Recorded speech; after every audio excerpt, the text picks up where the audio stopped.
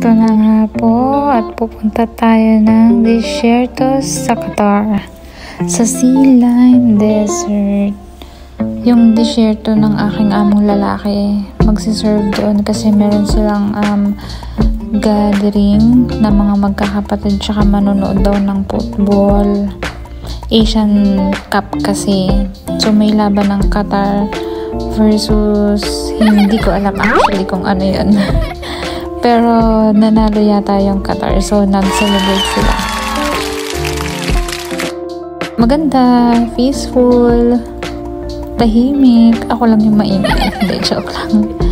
Tapos yan yung isa sa mga caravan ni sir ko na pwede kayong maglaro. Then yung dining niya. Then dito sa kabilang side, pag magtitina sila or magkakarak chai, at dun sa table na yun, punong-puno ng pagkain ng sweets. Kumuha lang tayo ng konti lang. Pero nagpaalam naman ako. Siyempre, hindi mawawala ang ating videos and pictures dyan.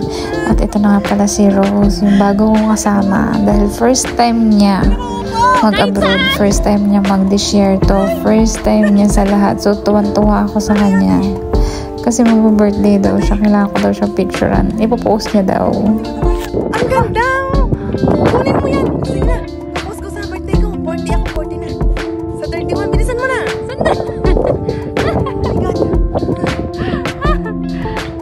Happy birthday to you! Sige na, ano yung video?